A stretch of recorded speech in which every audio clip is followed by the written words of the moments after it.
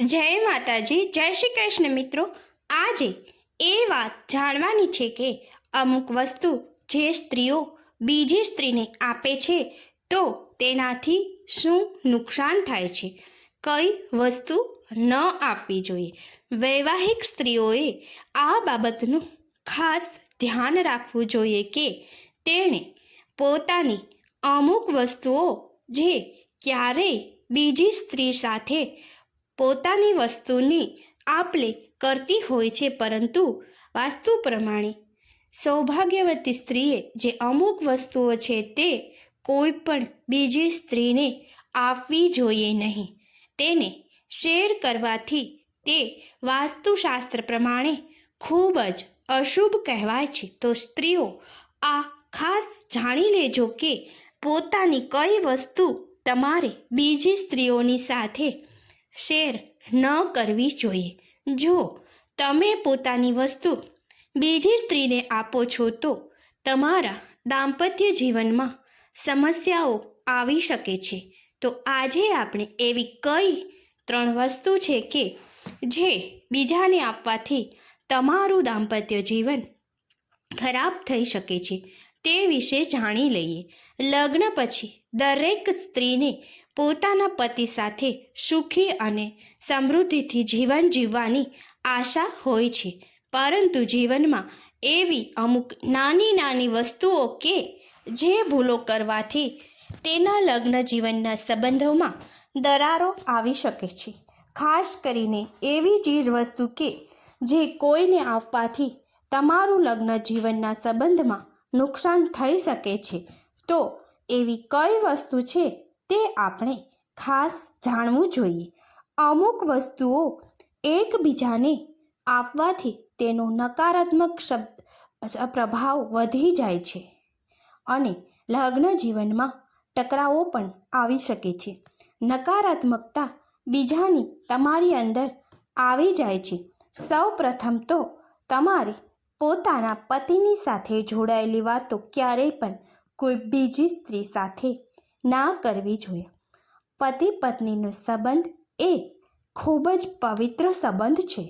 ખાસ કરીને પોતાના પતિ સાથે જોડાયેલી કોઈ પણ નિજી વાત તમારે બીજી સ્ત્રીને ના કરવી જોઈએ. ઘણીવાર સ્ત્રીઓ પોતાની સહેલી કે સગા સંબંધીની સાથે પોતાના પતિ અને નિજી સંબંધોની વાતો એકબીજાને કહેતી હોય છે, પણ એ ખૂબ જ અશુભ છે. આવું ક્યારેય પણ બધાની વિશે વાતોને ક્યારેય બીજાને કહેવું ન જોઈએ, જેથી તમારો સંબંધ ખરાબ થઈ શકે છે.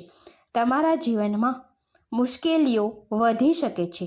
કહે છે કે જેટલી તમારી વાતો તમે બીજાને કરો, વાતો કોઈ બીજાને કરશો તો કોઈની ખરાબ નજર તમારા સંબંધ પર પડશે અને તમારા જીવનમાં ટકરાવો આવી શકે છે.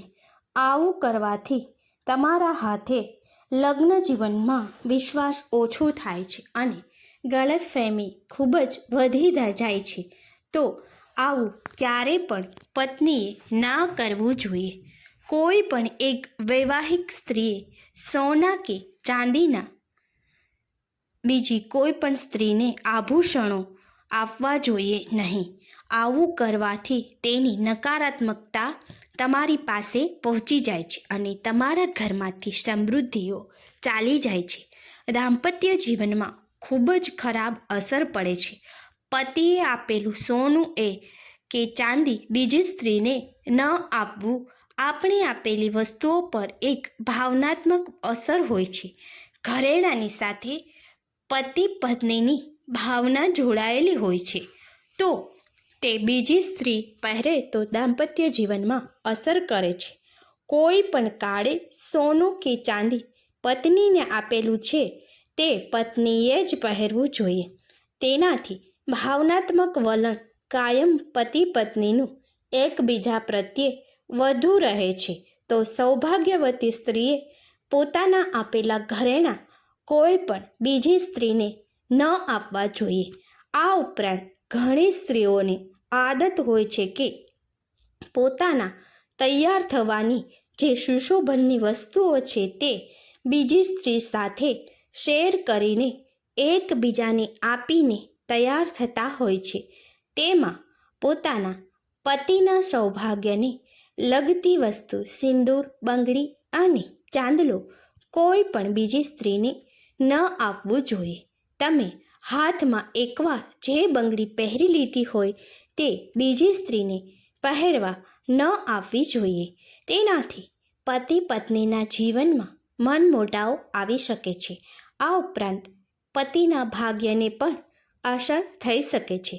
પત્નીના હાથમાં પતિનું ભાગ્ય હોય છે તો પત્નીએ આ વાતની ખાસ કાળજી રાખવી જોઈએ. ઘરની પત્નીએ પતિનું લક્ષ્મી સ્વરૂપ માનવામાં આવે છે. તેનાથી જ ઘરમાં લક્ષ્મી આવે છે. તો દરેક મહિલાએ જો આ વાતનું ધ્યાન ન રાખે તો તેના દાંપત્ય જીવનમાં મનમોટાવ આવી શકે છે. આવી નાની નાની ભૂલો તમારા રસ્તામાં જીવનમાં મોટી દરાર લાવી શકે છે. તો મહિલાઓ, આ વાતનું તમારે ખાસ ધ્યાન રાખવું જોઈએ.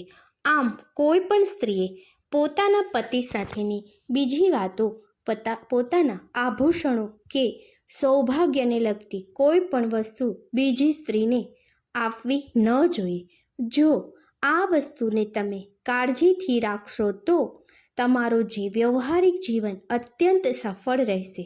પતિ પત્ની વચ્ચે કાયમ માટે ભાવના જળવાઈ રહેશે.